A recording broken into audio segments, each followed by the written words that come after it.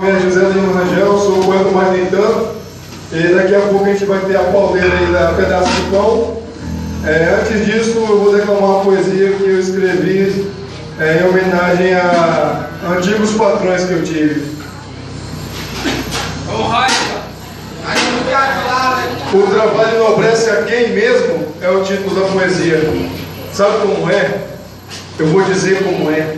Primeiro, a maioria deles não vai levar você a sério. Seus problemas são seus. Quem está ligando? Se você estiver fudido mesmo, aí é que vão rir da sua cara e enxotá-lo de suas empresas, de seus negócios, de suas salas bonitas e refrigeradas.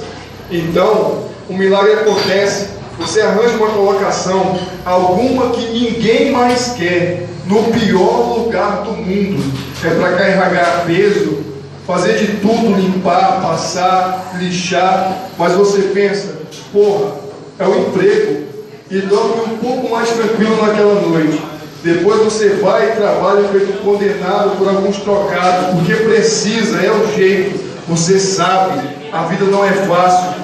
Mas não importa se você faz mais do que o devido, se fica até depois da hora, se não questiona, se trabalha direitinho, não é suficiente, nunca é suficiente. Os patrões dão a você um trabalho terrível, um salário que não dá para nada, mas na cabeça deles estão fazendo uma caridade. É como se estivesse dando um pouco da própria refeição para um cachorro de rua. Não importa se você está perdendo a sua vida ali, se você agora vive cansado, se quase não aguenta mais. Na cabeça deles, eles estão fazendo algo bom, mais do que deviam fazer, e você tem que se sentir um cara de sorte. E eles querem que você retribua, deixando suas convicções de lado, sua moral e, mais que tudo, qualquer resquício de amor próprio. Para eles, você que não tem dinheiro é o lixo da sociedade, não merece ter um pingo de respeito por si mesmo. Isso é coisa de rico.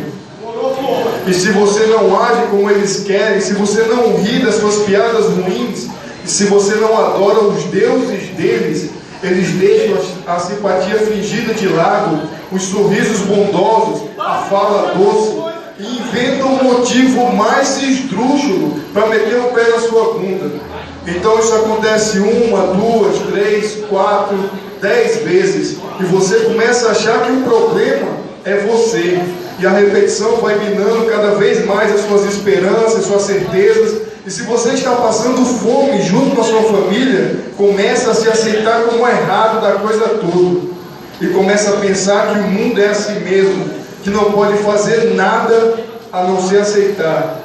E se você aceita, meu amigo, você perdeu e eles ganharam. Obrigado.